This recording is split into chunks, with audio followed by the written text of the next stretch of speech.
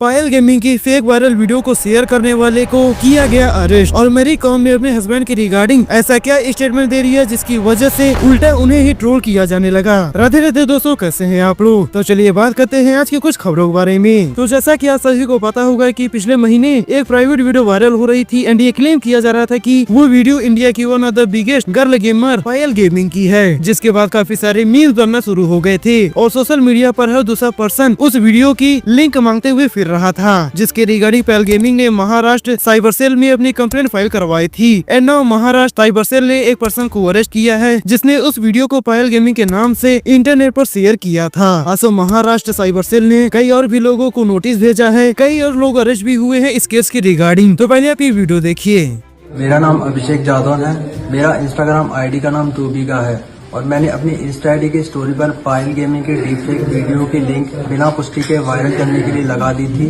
इस पर मुझे महाराष्ट्र साइबर ने समझ पत्र दिया और समझाया मेरी इस हरकत से समाज में पायल गेमिंग की बदनामी हुई, इसलिए मैं पायल गेमिंग और महाराष्ट्र साइबर से माफी मांगता हूं और आश्वासन देता हूं कि आगे से मैं ऐसी गलती कभी नहीं दोहराऊंगा। तो सबसे पहले तो महाराष्ट्र साइबर सेल के इस काम पर ताली बजनी चाहिए, और वो इसलिए क्योंकि आज के टाइम में जहां लोगों के हाथ में स्मार्टफोन है, इंटरनेट है, उन्हें ये लगता है कि किसी के बारे में कुछ भी गंदगी फैला दो क्या ही पता लगेगा, बट उन्हें ये नहीं पता कि इंटरनेट पर जो कुछ भी शेयर किया जाता है उसका एक यूनिक आईडी होता है जिससे ट्रैक किया जा सकता है कि किस इंडिविजुअल पोस्ट को या किस इंडिविजुअल वीडियो को कहां से वायरल किया गया है। एंड आई थिंक अब लोगों को एंड बच्चों को इंटरनेट अवेयरनेस के बारे में जानकारी देना चाहिए for their safety as well as for their education. तो नेक्स्ट बात करते हैं एक लफड़े के बारे में। तो आप लोग अभिनव पांडे को तो जानते होंगे, जी हाँ, वही अभिनव पांडे जो लल्लन टॉप में काम करते थे एंड बीते साल महाकुंभ की सारी अपडेट द लल्लन टॉप के चैनल पर शेयर कर रहे थे। लेकिन कुछ ही दिनों बाद अभिनव ने लल्लन टॉप को छोड़कर अपना खुद का news channel the news pinch शुरू किया। आज तो कुछ ही दिनों बाद द लल्लन टॉप के फाउंडर सौरभ ने भी द लल्लन टॉप को छोड़ दिया। लेकिन ऐसा लग रहा है कि सौरभ के लल्लन टॉप छोड़ने के बाद ही उसमें काफी ज्यादा चेंजेस आ गए हैं और वो बाकी मीडिया हाउसेस की तरह ही चलना शुरू हो गई है। वो कुछ ऐसा इसलिए अभिनव पांडे के एक पोस्ट पर स्ट्राइक आ गया और आपको जानकर हैरानी होगी कि स्ट्राइक देने वाली एजेंसी द लल्लन टॉप ही है। जब तक सौरभ द्विवेदी लल्लन टॉप में काम कर रहे थे तब तक किसी भी क्रिएटर्स को ऐसी स्ट्राइक नहीं पड़ी थी, खासकर लल्लन टॉप की तरफ से, बट नाउ कहानी कुछ और ही दिखना शुरू हो गई है। तो इस स्ट्राइक के रिगार्डिंग अभिनव लिखते हैं कि छोटे मन से कोई बड़ा नहीं होता, टूटे मन से कोई खड़ा नहीं होता, इतनी छोटी सी हरकत की उम्मीद नहीं थी। तो आपके क्या ओपिनियन है इस मैटर के रिगार्डिंग? चैनल को सब्सक्राइब करके कमेंट सेक्शन बताएगा जरूर। तो सिल्ली मैरी कॉम ने रजत शर्मा के साथ इंटरव्यू में अपने हस्बैंड के बारे में कुछ ऐसा स्टेटमेंट दे देती हैं जिसकी वजह से उन्हें उल्टा ही हेट मिलना शुरू हो गया। तो जैसा कि आप सभी को पता है कि मैरी कॉम ने अपने हस्बैंड ओनलर को शादी के 20 साल बाद डाइवोर्स दे दिया। आसो डाइवोर्स के बाद काफी सारे रूमर स्प्रेड होना शुरू हो गए थे कि मैरी कॉम अपने बिजनेस पार्टनर के साथ रिलेशनशिप में है और यही कारण है डाइवोर्स का।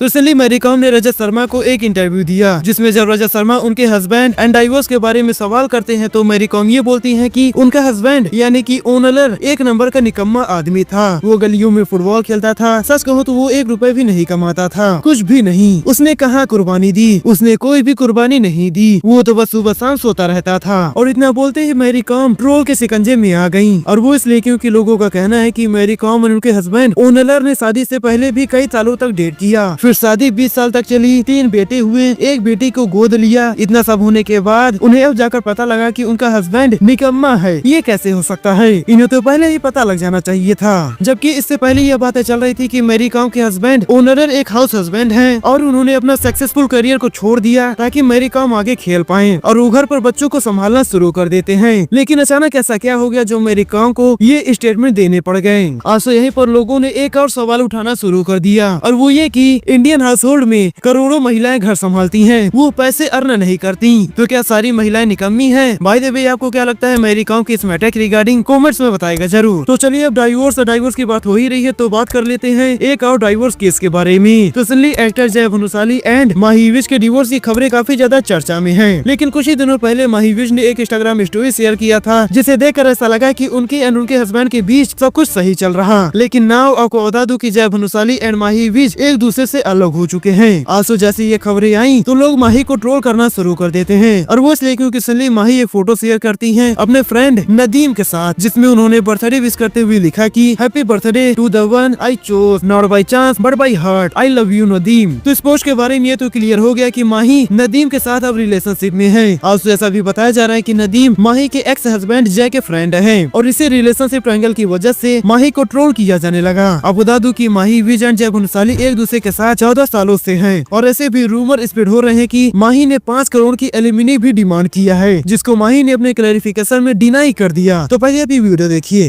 Yes, I am separated from Jay.